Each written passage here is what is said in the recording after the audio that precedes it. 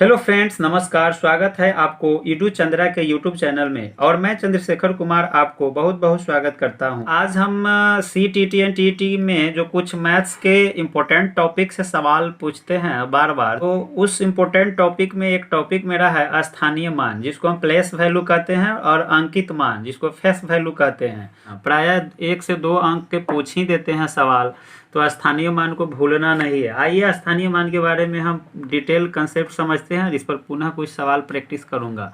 जैसे स्थानीय मान को अंग्रेजी में हम कहते हैं प्लेस वैल्यू। तो प्लेस वैल्यू किसको कहेंगे? तो यहाँ किसी संख्या में अंक की स्थिति के आधार पर निर्धारित किया गया मान उसका स्थानीय मान होता है। तो और अंकित मान के बारे में भी समझेंगे कि फेस वैल्यू किसको कहते हैं, या आंकिक मान भी पूछेगा, न्यूमरल वैल्यू या फेस वैल्यू। तो उसमें कोई चेंजिंग नहीं होता है, उसमें इकाई दहाई सैकड़ा पढ़ने की आवश्यकता नहीं है। यानी किसी अंक का गणित में जो मान निर्धारित किया गया है वही उसका आंकिक मान होता है।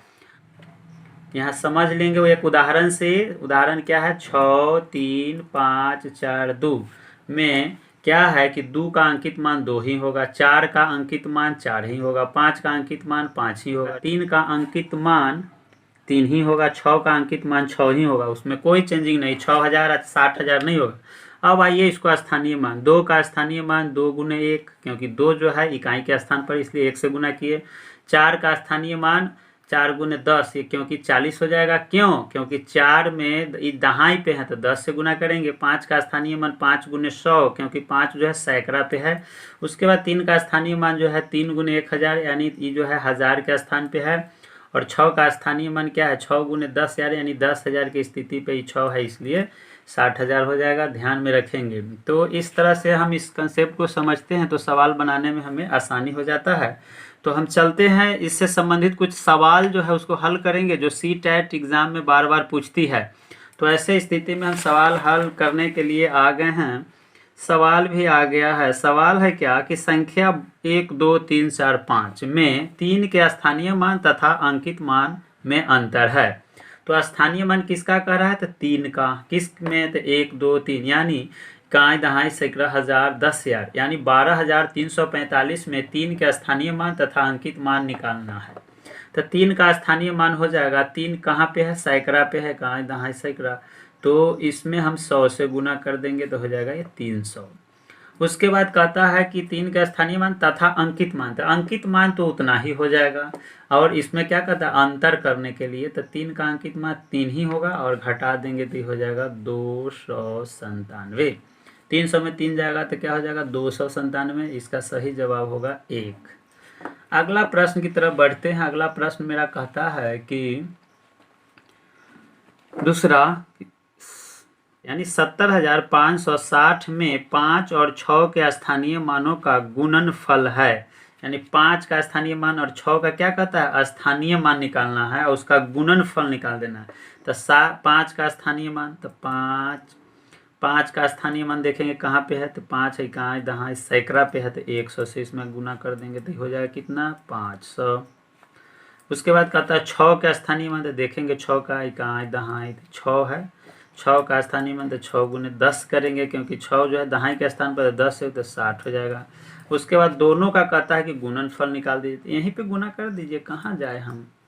0 से गुना करेंगे तो 0, 0, 0, 6 से गुना करेंगे 0 में तो 0, और फिर 6 से 0 में तो 0, और 6 से 5 में गुना करेंगे तो हो जाएगा 30। 6 5 30, जोड़ दीजिए 0, 0, 0, 0 और 3, ये हो जाएगा कितना? 30,000 हो जाएगा।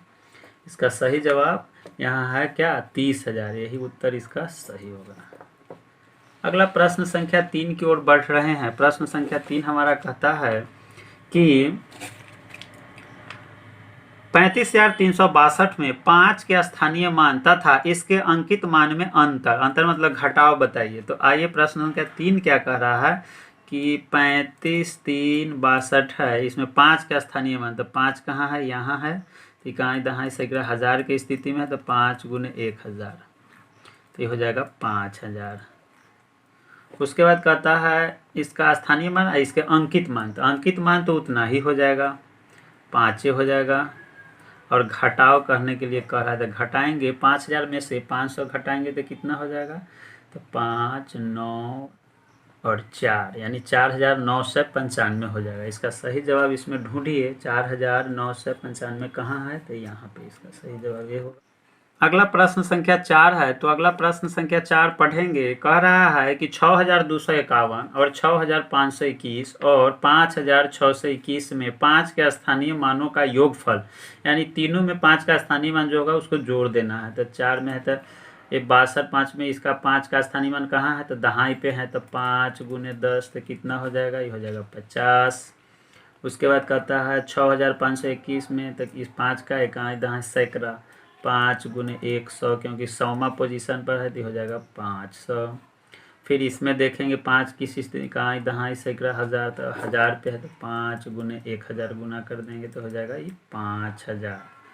अब इकाई से इकाई जोड़ेंगे, 0 0 0 जोड़ दीजिए क्योंकि योगफल कहता है। फिर 5 0 0 तो 5, फिर 5 0 तो 5, ये अंत में 5, यानी ये हो गया 5550। 5550 कौन सा ऑप्शन है, ए है, बन जाएगा। प्रश्न संख्या मेरा 5 है। 5 कहता है कि 56,431 में 6 के स्थानीय मान तथा 4 के अंकित मान में अंतर बताइए। तो 5 नंबर सवाल कह रहा है, तो इसमें 6 के स्थानीय मान कितना, इकाई दहाई सैकड़ा, 1000 पे है तो 6 गुने 1000। आप सीधे चाहे तो 3 गो जीरो भी बैठा सकते हैं 6 पे, तथा 4 के अंकित मान, तो अंकित मान तो उतना ही रह जाएगा। के अंतर करना यानी घटा देना है, तो इसमें से घटाएंगे, 0 में से 4 तो नहीं घटेगा, हासिल लेंगे तो 10 हो जाएगा, 10 में 4 6, ये हो जाएगा 9, ये भी बच जाएगा 9, ये 5, यानी 5996 जो होगा ऑप्शन इसमें वही होगा, 5996, यही इसका सही जवाब। अगला प्रश्न संख्या 6 की ओर बढ़ रहे हैं। प्रश्न संख्या 6 हमारा कह रहा है कि यदि 15,221 में 5 का स्थानीय मान प्लस 2,659 में 6 का स्थानीय मान बराबर का चिन्ह दे दिया है, तो इसमें का स्थानीय मान जो होगा 15,201 में स्थान का 5 का स्थानीय इकाई दहाई सैकड़ा हज़ार, 5000 हो जाएगा।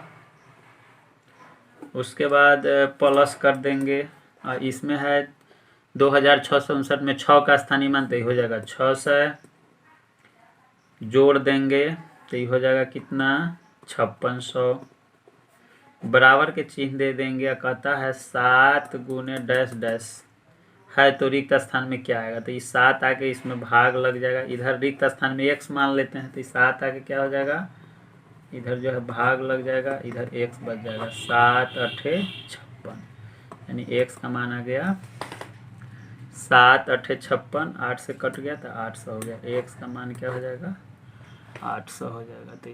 तो इसका सही जवाब 800 होगा।